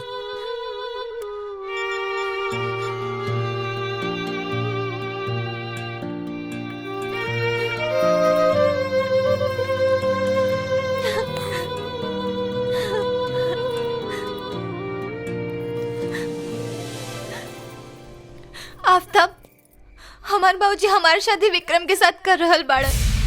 तू जल्दी कुछ कर, हम तोहरा बगैर ना जी पाए। हमनी के एक दूसरे के मिले से दुनिया के कौनो ताकत ना रोक सकेला। तू हमरा पे विश्वास रखा। आफ्ताब, आई लव यू।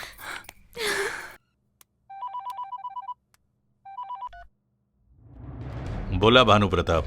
सुना मंत्री वो माधव शुक्ला के रास्ता से हटावे के कार्यक्रम तो ससुर बिल्कुल उल्टा पड़ गई यार। सुने में बता कि पार्टी हाई कमान ओकरा बेटा के टिकट दे रहल बा। हाँ बात तो कुछ वैसने बा। हमू कोशिश में लागल बानी कि एकरा के कौनो न कौनो अड़ंगा लगवा के कैसहू रोकवावल जा सके। हाँ, तू रोका रोका, हम ससुरा के ठोकब आज के आज ठोकब ससुरा के। हम जानता नहीं भानु प्रताप, तू अपना राजनीति से बाज ना आई बा। वैसे हम काल आ रहल बानी तो ई विषय में बातचीत हुई। हाँ ठीक बाबा। अरे फोन कैले रहले अब तक जी हुजूर, फोन कैले रहनी आवते हुई। मतलब बबलू शुक्ला के भी चौधरी फुल एंड फाइनल। ससुरा बड़ा निर्दयी चीज होला, राजनीति कसम से निर्दयी चीज होला। और ऊपर से कुर्सी, एक बार जेकरा कर लत लग जाए ना, ससुर मरे के बाद भी ना छूटे। कुर्सी चाहिए तो चाहिए कोनो हालत में बस। हमार जरूरत पड़ गई ना विधायक जी। अरे अब तो बेटा, अब देखा ना बेटा, जहाँ बहुत ज्यादा प्यार होला ना टकराहट भी हो जे होला, है ना। राजनीति ना काम के बात करी। अरे बेटा बेटा बेटा देखा, लगा था कि तू अभी ले नाराज पड़ा। हाँ काहे नौक पा, हम जाना ताने कि हम गलती कही, हमरा अफसोस पा, बहुत अफसोस पा बेटा। अरे भुला जाना, तू भुला जा। काम का बा पहले वो बताई। अरे क्या नाम होकर बेटा क्या? बबलू शुक्ला। बबलू शुक्ला। देखे बेटा, पार्टी ना बबलू शुक्ला के सहानुभूति में टिकट दे रहा बा। हाँ, लेकिन हम चाहता नहीं कि सहानुभूति पार्टी के साथ रह जाए और टिकट हमरा मिल जाए। हाँ? कहाँ मिली हो? पटना आ जा रहा बा। वापस ना लौटी। सलाम। विधायक जी, ये अफ्तबुआ तो एकदम रोबोट लिखा काम कर रहा था। करी काहे न रे? हाँ? अरे करी ने तो ससुरी मुठम राते में ठोक दे।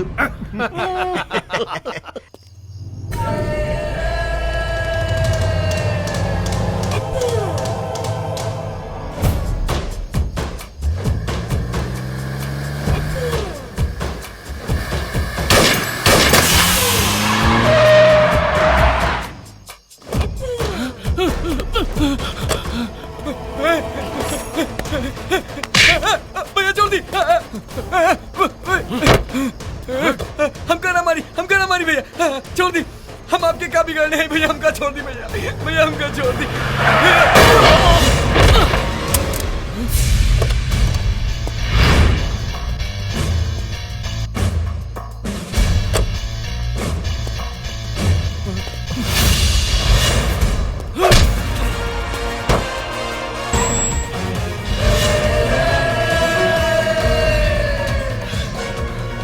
आफ्ताब,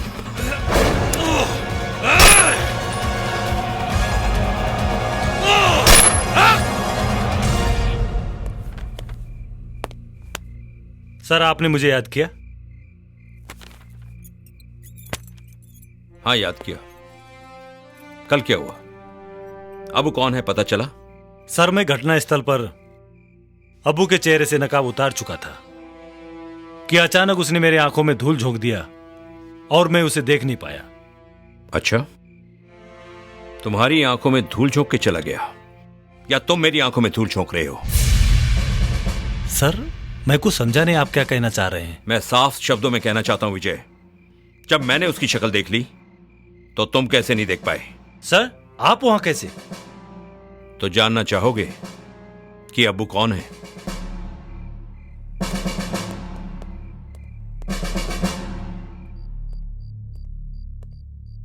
अरे बेटा आ गई ले, इतना रात के कहां से आवता रहा?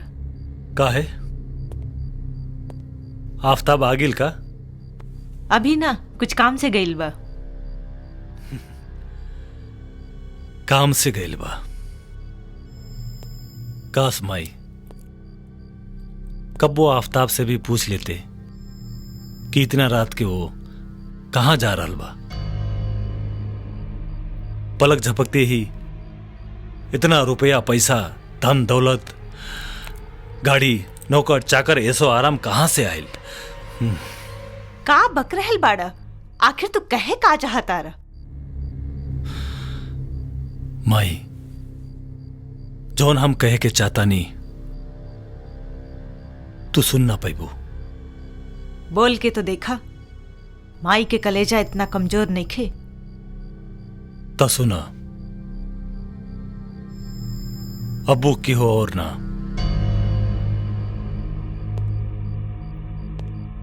तोहरा अपना बेटा आफताब ही अब्बू है। कहा? आफताब? हाँ माई, ना, हम सच कहता नहीं। ये ना हो सकेला, ना, ऐसा ना हो सकेला। कहता ही झूठ बा, कहता ही झूठ बा, झूठ बा ही। यह सच्चा माई।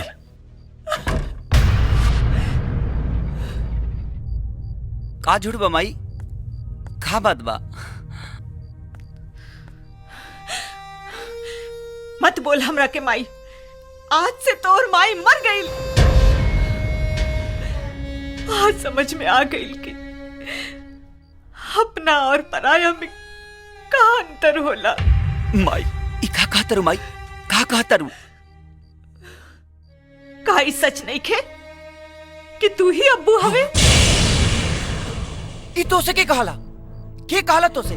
विजय, अरे माई, ई तो हमरा तरक्की से जरता। का हम तोरा तरक्की से जलता नहीं? अपनी पाप के कमाई के तरक्की कहता रे? अरे तू माई के बेवकूफ बना सकेले, लेकिन एगो ईमानदार पुलिस अफसर के ना। अगर ये बात झूठ बा तो माई के सर पे हाथ रख के क्रिया खो और बोल कि तू अब्बू ना होवे। हाँ क्रिया। का बात क्रिया? ई का करता रू माई?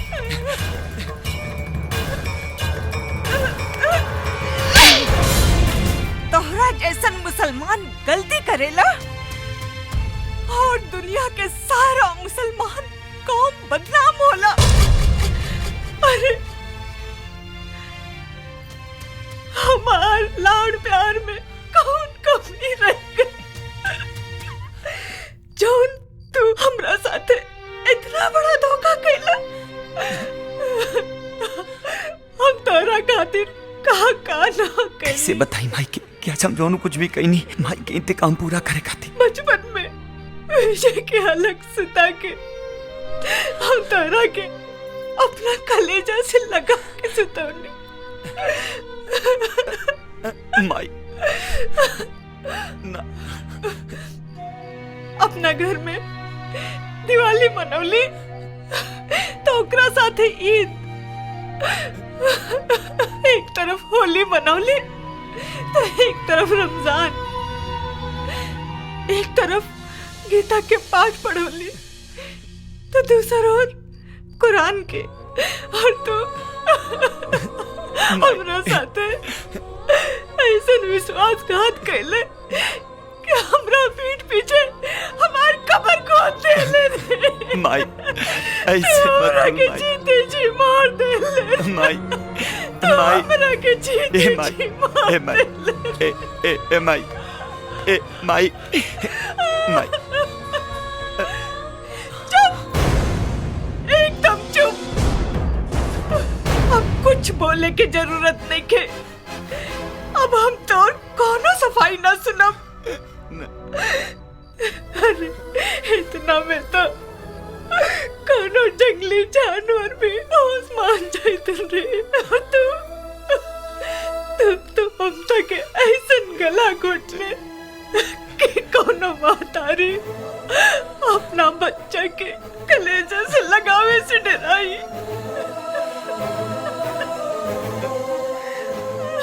ए माई, ए माई। विजय, ले चल हमरा के यहाँ से, नहीं तो ये पाप से बनल छत के नीचे हमार दम घुट जाई। चल ले चल, ले चल हमरा के। ए माई, ऐसे मत कर। अरे तोरा लिंग के सिवा हमार के बारे। ए माई, ऐसे मत कर माई, ऐसे मत कर रे माई। ए माई, माई, ए माई, माई। ए विजय, ए समझाओ ना माई के। ए विजय, ए विजय। आफ्ताब पैर छोड़ हमार। ए विजय, आफ्ताब पैर छोड़। समझाओ ना माई के ते। हम कहता नहीं पैर छोड़। भाई अरे जालो सब लोग, सब जाओ यहाँ से।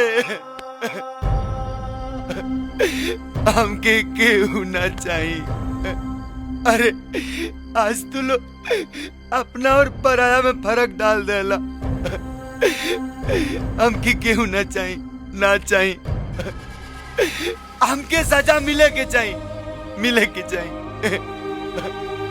चलो हमके मारे दा।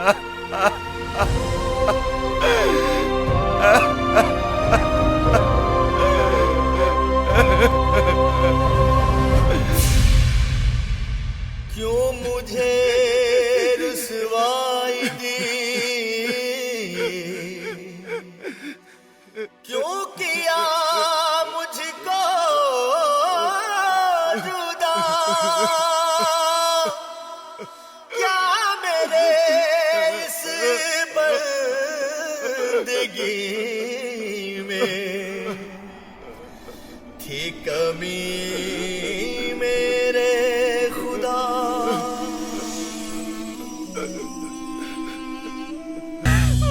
लेकिन मंत्री जी वो आफ्ताब हमने खातिर अब कोनो काम के न रह गइल।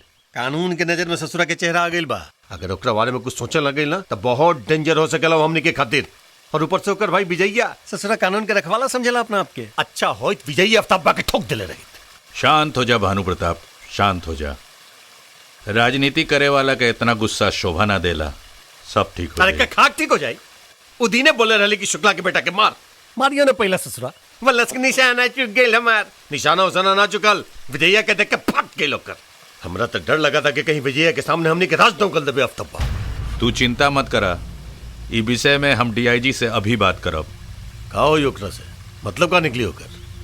तू तो ई कहावत सुनले होखबा कि लोहा के लोहा काटेला। हम ऐसन चाल चलब कि ओकरा के धोबी के कुत्ता बना देब। ना उ घर के रह जाई ना घाट के। तू देखत जा।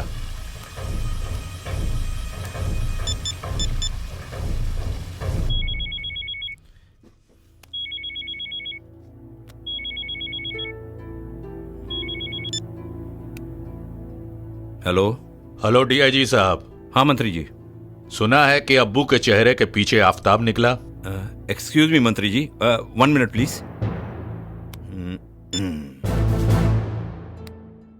जी मंत्री जी, क्या कहा आपने? मैंने कहा है कि अब्बू के चेहरे के पीछे आफ्ताब निकला है।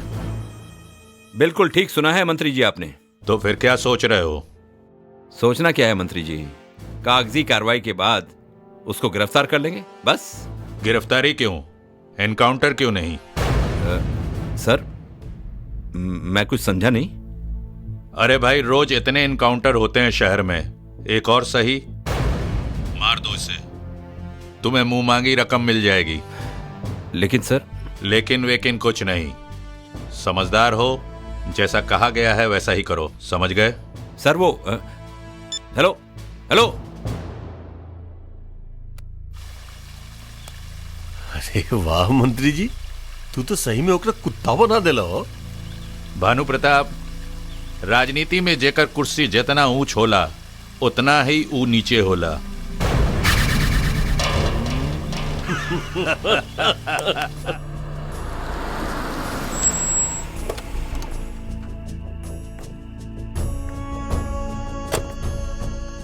आओ आफ्ताब, तुमसे एक बहुत जरूरी बात करनी है।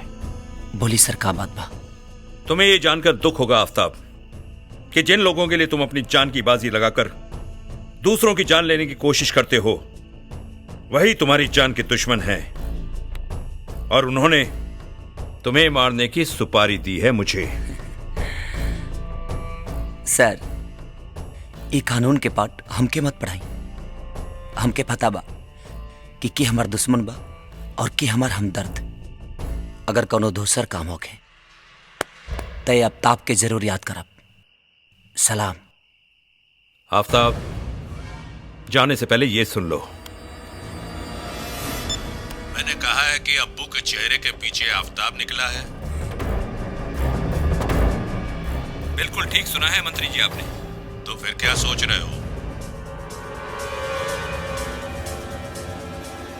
क्या है मंत्री जी, कागजी कार्रवाई के बाद उसको गिरफ्तार कर लेंगे बस। गिरफ्तारी क्यों, एनकाउंटर क्यों नहीं? मैं कुछ समझा नहीं। अरे भाई, रोज इतने एनकाउंटर होते हैं शहर में, एक और सही, मार दो इसे, तुम्हें मुंह मांगी रकम मिल जाएगी।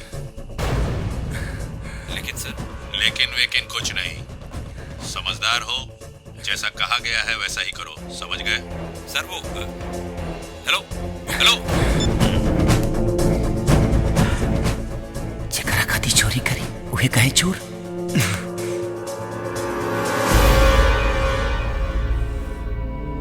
मेरी सलाह मानो, अपने आप को कानून के हवाले कर दो, सरकारी गवाह बन जाओ, मैं तुम्हारे साथ हूं। सर अब वो अपन काम करी और आज से आफ्ताब अपन काम करी।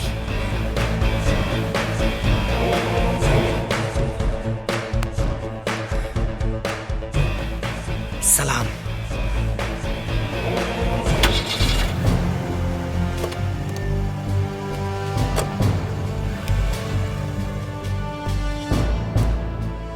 हम पुलिस वाले लोहे को लोहे से काटना बहुत अच्छी तरह जानते हैं।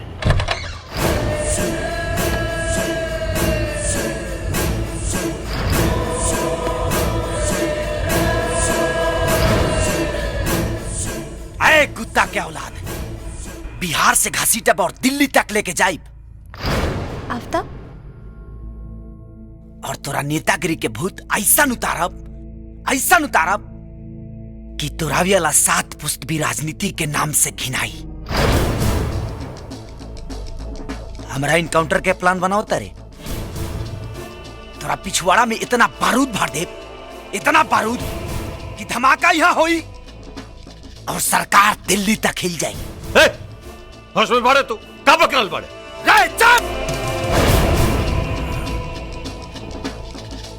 ना तो तोरा बॉडी में इतना छेदा करब कि डॉक्टर भी कंफ्यूज हो जाए कि कौन छेदा कौना कामयाबेला।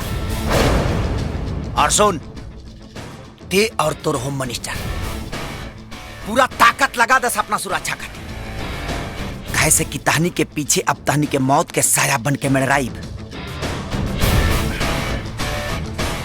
और तहनी के खोदल कब्र में तोहनी के दफनाइब।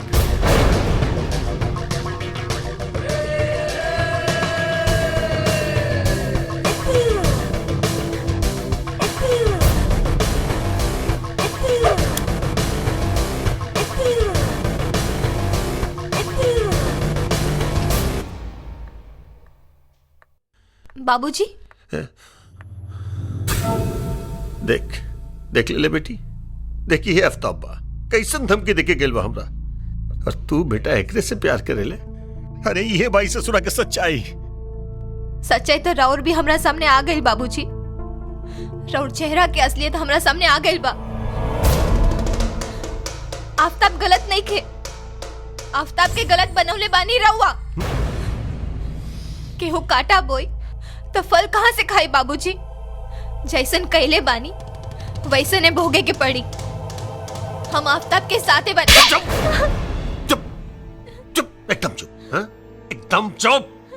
हमरे जन्मला हमरे के सिखावे चला। चुप पक पक पक पक यहाँ से।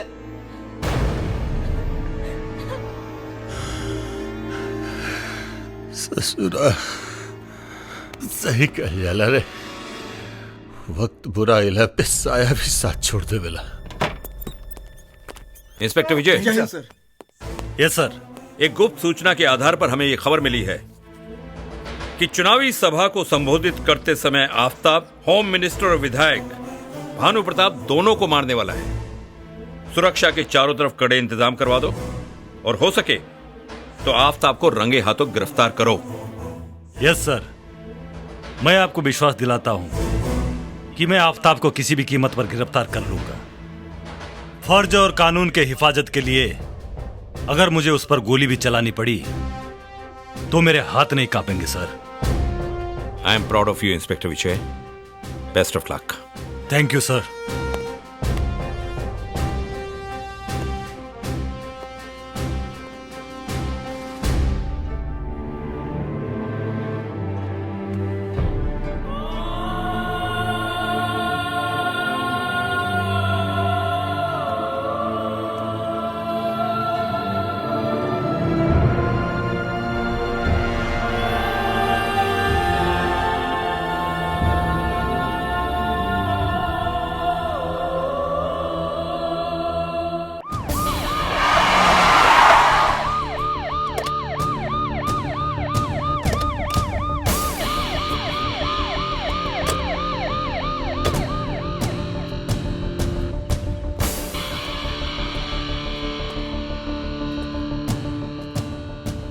बोल काहे खाती बोलौले हा?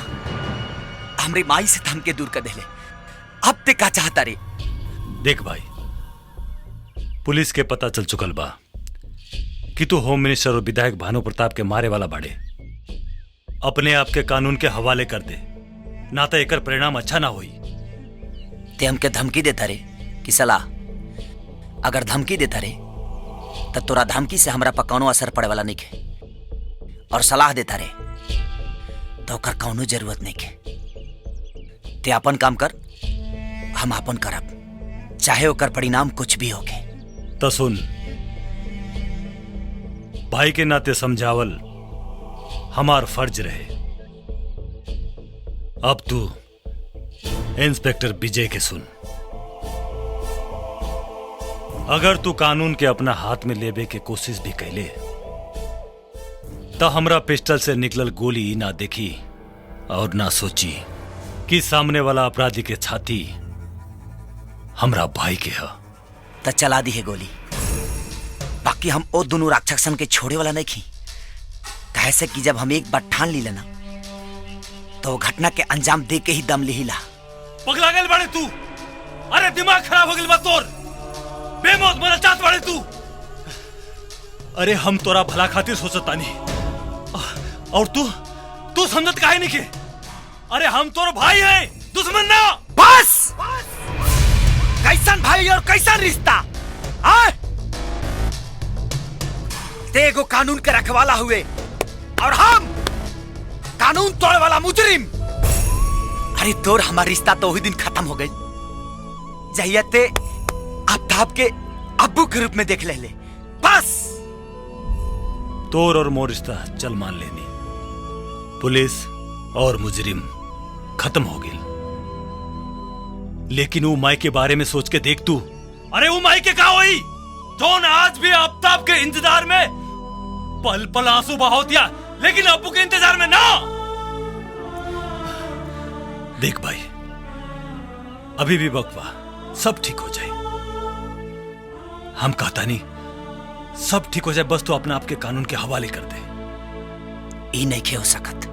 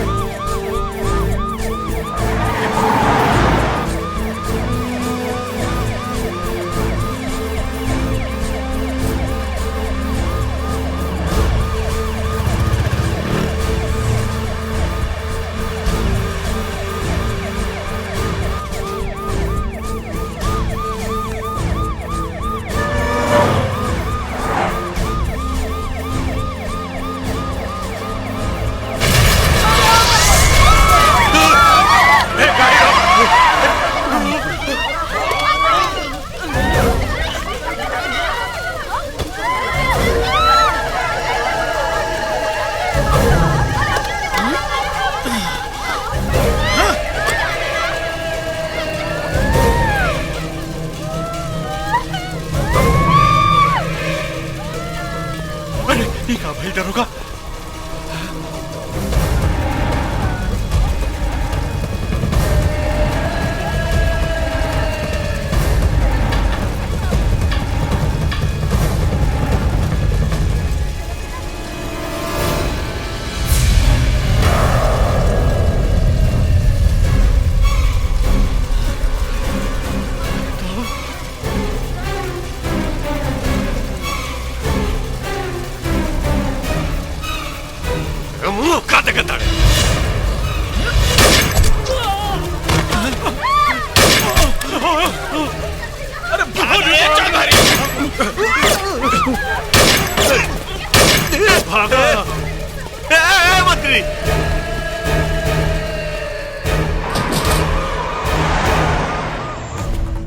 राजा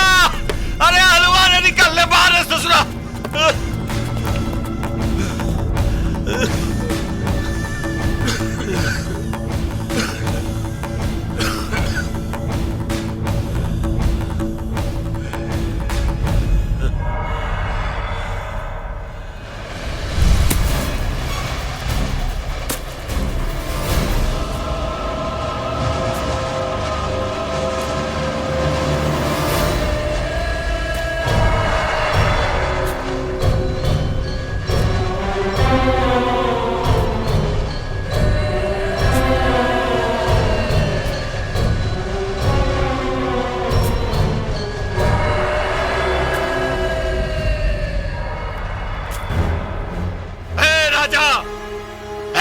निकल ससुरा, कहां मारे तू लोग, निकल।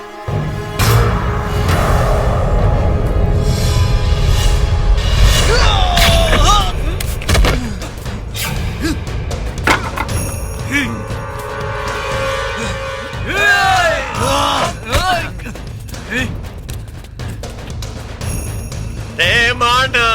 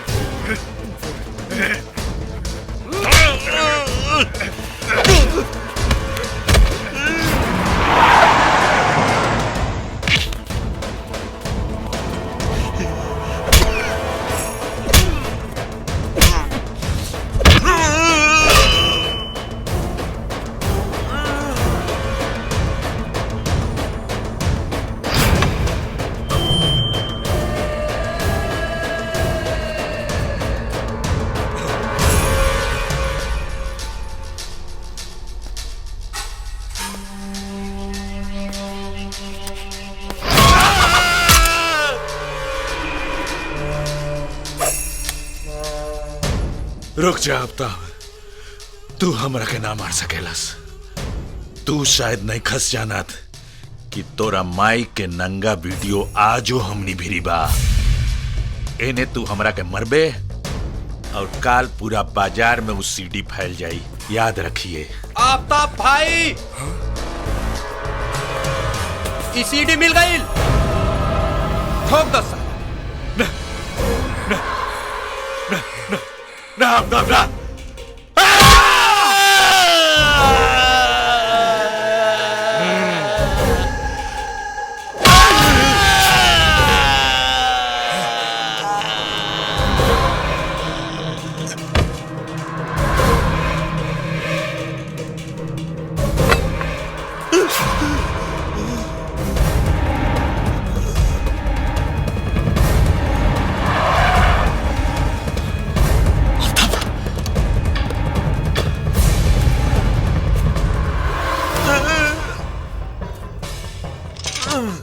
रुक जा आफ्ताब, कानून के अपना हाथ में मत ले। ना विजय ना, हम इकरा के छोड़ दी जवन हमके हमरा माई और भाई से लगा दहलस। देख आफ्ताब, इस सब का फैसला कानून करी। नहीं, एकर फैसला या ताब करी। तू के होवे एकर फैसला करे वाला?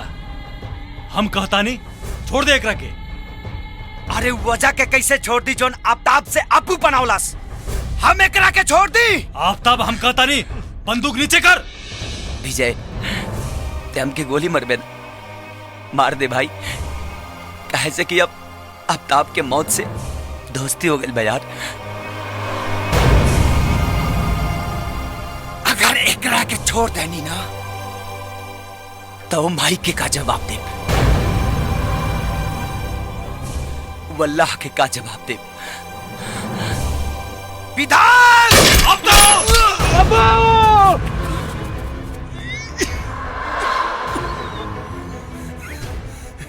बेटा मत जाओ कर पीछे, अगर कोनो गलती नहीं के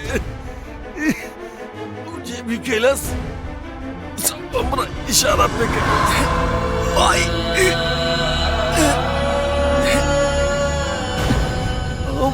ओकर तारा माई के अश्लील वीडियो दिखा के मजबूर कैले रहनी बेटा, जकरा चलते हमरा हाथ के कठपुतली बन गेल रहे। भले वो गोली चलावत रहे लेकिन ओकरा में बारूद हम भरत रहनी बेटा।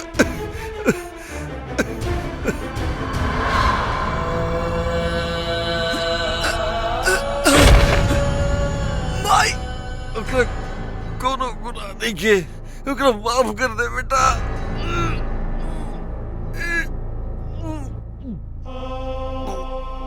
माई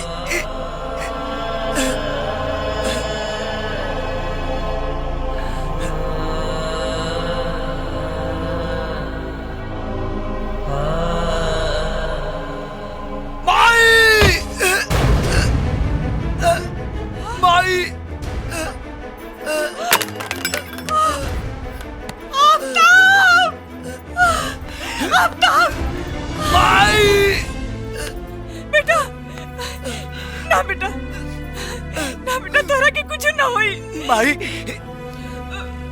मरता हम वही दिन गए रहनी चाहिए तू घर छोड़ के आइलू और आज तई खाली शरीर जाई। माई माफ कर दिए माई, हम तो बात ना मननी लेकिन ई बात के हमके खुशी बा माई। जवन मंत्री विधायक तो के बेइज्जत कैले और दोनों के मार देनी माई, और इंतकाम पूरा कर देनी माई, पूरा माई। हमके कौनो अफसोस नहीं के अपने कहला पा, लेकिन एक बात की तकलीफ बा माई।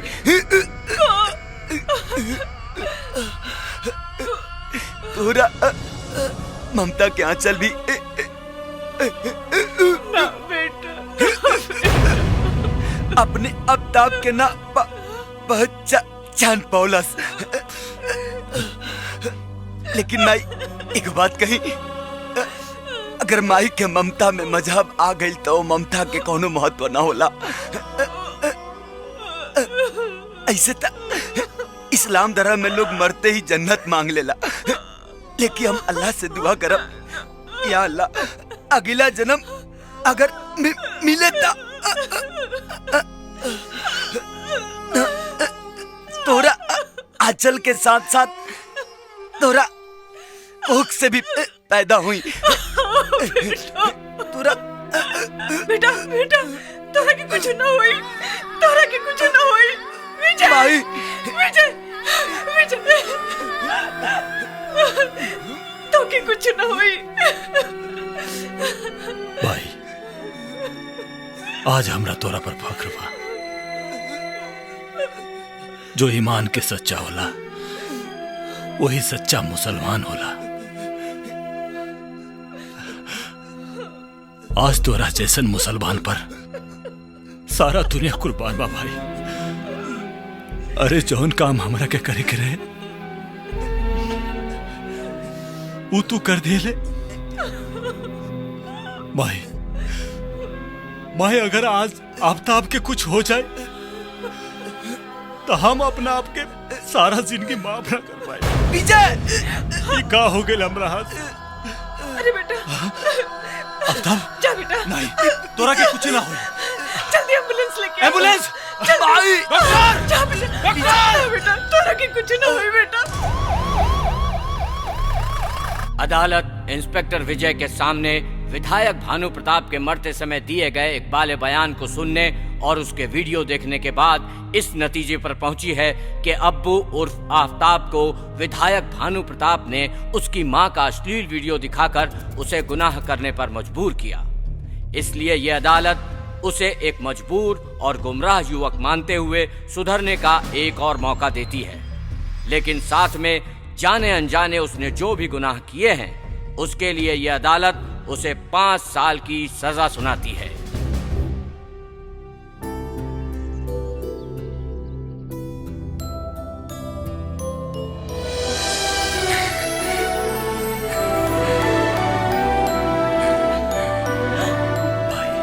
सलाम भाई।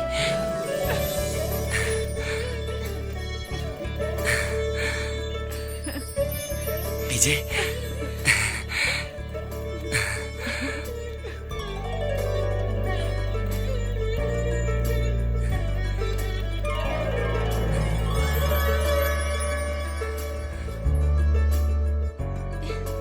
अरे यार अब तू लोग जालो हमारे के हनीमून के तैयारी करे दलो।